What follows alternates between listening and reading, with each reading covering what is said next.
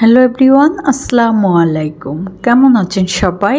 আলহামদুলিল্লাহ, আল্লাহর রহিম রহমতে এবং আপনাদের দোয়া ও ভালোবাসায় আমি খুবই ভালো আছি। তো আজকে আমি আপনাদের জন্য নিয়ে আসছি খুবই মজার একটি recipe, coconut milk fish curry. এটি কাতল মাছ দিয়ে করা হবে। খুবই টেস্টি একটি রেসিপি। সম্পূর্ণ রেসিপিটি ধৈর্য সহকারে না টেনে দেখার অনুরোধ রইল। তো কোকোনাট ফিশ কারি করার জন্য বার্নারে একটি পাতিল বসিয়ে দিয়ে তার মধ্যে রান্নার রেগুলার তেল দিয়ে কিছু পেঁয়াজ কুচি দিয়ে এখন পেঁয়াজ কুচিটা নেড়ে ছেড়ে গোল্ডেন ব্রাউন কালার করে ভেজে নিয়ে তার মধ্যে সকল স্পাইসেসগুলি অ্যাড করে দিচ্ছি। এখানে স্পাইসেস বলতে হলুদ, মরিচ পেস্ট, ধনে জিরার পেস্ট এবং আদা রসুনের পেস্ট। এই কোকোনাট মিল্ক ফিশ কারিতে সব পেস্ট দিলেই আপনি রান্নার আসল স্বাদটা পাবেন। এখন সামান্য একটু পানি দিয়ে নেড়ে ছেড়ে স্পাইসেসগুলিকে ভালো করে কষিয়ে নিচ্ছি। আমি বরাবরের মতো এবারেও বলছি, স্পাইসেস যত বেশি ভালো করে কষাবেন তত রান্নার স্বাদ বেড়ে যাবে।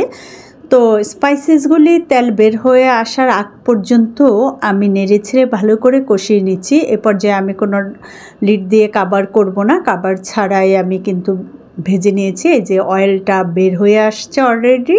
এরপরেও আমি আরও কিছুক্ষণ নেড়ে ছেড়ে কষিয়ে নিচ্ছি। অনেকটা ভাজা ভাজা হয়ে যাবে স্পাইসেসগুলি। এখন স্পাইসেসের মধ্যে অ্যাড করে দিচ্ছি আগের থেকে বয়েল করে রাখা কাঁচা পেঁপে। আর পেঁপেটা আমি প্রেসার কুকারে দিয়ে বয়েল করে নিয়েছি। এর কারণ হচ্ছে আমার বাসায় যেহেতু গ্যাস থাকে না, আমি সিলিন্ডারে রান্না করছি, আপনারা দেখতেই পারছেন। তো গ্যাস যেন সাশ্রয় হয় সেই জন্য আমি বয়েল করে নিয়েছি। জাস্ট প্রেসার কুকারে একটা শীষ দিয়ে নিয়েছি। আর আপনারা যদি বয়েল না করে জাস্ট কাঁচাটাই কষিয়ে নেন তাইলে সবচেয়ে বেটার হয়, রান্নার স্বাদটাও বেশি হয়। তো এখন পেঁপেগুলিকে স্পাইসেসের সঙ্গে নেড়ে ছেড়ে বেশ কিছুক্ষণ ভেজে নিব। এতে হচ্ছে স্পাইসেসগুলি পেঁপের সঙ্গে ভালো করে লেগে যাবে এবং খেতেও কিন্তু দারুণ হয়। আর আমরা যেহেতু বাঙালি, আমরা তো মুখরোচক খাবারটাই বেশি খাই, যেভাবে খেতে মজা হয় সেভাবে আমরা রান্না করি। তো এখন দিয়ে দিয়েছি পেঁপে বয়েল করতে যে পানিটা রয়েছে ওইটার মধ্যে কিন্তু পেঁপের সম্পূর্ণ ভিটামিনটা চলে গিয়েছে। ওই পানিটা আমি ফেলে দিই না, যে কোনো সবজি বয়েল করলে ওইটা রেখে দিই। তো ওই পানিটা অ্যাড করে সামান্য আর একটু পানি দিয়ে আমি ঝোলের পানিটা দিয়ে দিয়েছি। আপনি যতটুকু ঝোল রাখবেন সেই পরিমাণ পানিটা দিবেন। আর এই পানিটাও কিন্তু আমি গরম পানি দিয়েছি। কখনো যে কোনো রান্নায় ঠান্ডা পানি ইউজ করবেন না, সবসময় গরম পানি ইউজ করবেন। এখন দিয়ে দিচ্ছি আগে থেকে ভেজে রাখা কাতল মাছ। তো কাতল মাছগুলি আগে থেকে আমি হলুদ, লবণ এবং সামান্য মরিচের গুঁড়ো দিয়ে ভেজে নিয়েছিলাম, সেটা অ্যাড করে দিয়ে নেড়ে ছেড়ে এখন লিড দিয়ে কাভার করে অপেক্ষা করব বলক আসা পর্যন্ত।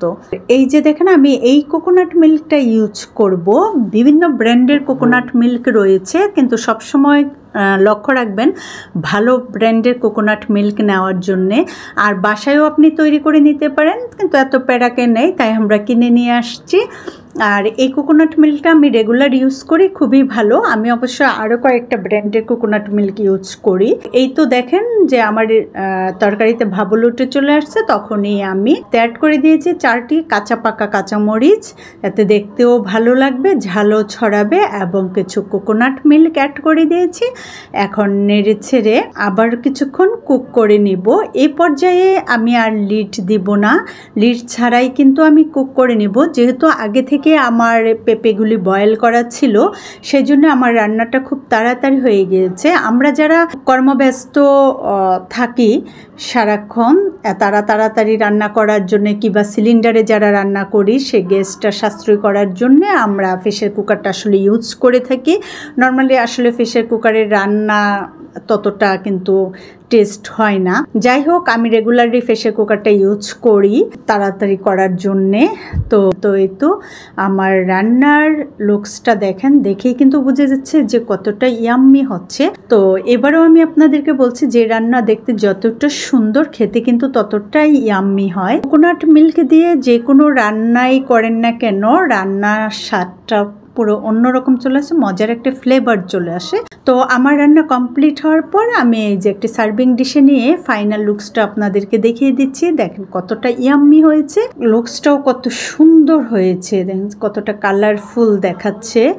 আর সব সময় মনে রাখবেন এই কোকোনাট মিল্কের পরিবর্তে আপনি কোকোনাট পেস্ট দিয়েও করতে পারবেন, সেটার স্বাদ আবার অন্যরকম হবে, কিন্তু খেতে কিন্তু খুবই মজা। দুইটা দুই রকম স্বাদ হয়, কিন্তু কোকোনাট পেস্টটা আমার কাছে বেশি মজা হয়। তো আমার রান্না পুরো কমপ্লিট হওয়ার সঙ্গে সঙ্গে একটি সার্ভিং ডিশে নিয়ে আপনাদেরকে ফাইনাল লুকসটা দেখিয়ে দিচ্ছি যে কতটা ইয়াম্মি হয়েছে। তো যদি এই রান্নাটি আপনাদের ভালো লেগে থাকে তাহলে একটা লাইক, কমেন্ট এবং শেয়ার করে দিবেন। আর যারা আমার চ্যানেলটি সাবস্ক্রাইব করেনি তারা সাবস্ক্রাইব করে দেওয়ার অনুরোধ রইল। তো এই পর্যায়ে আমি আপনাদের কাছ থেকে বিদায় নিয়ে নিচ্ছি। আল্লাহ হাফেজ, বাই বাই, ভালো থাকবেন সবাই।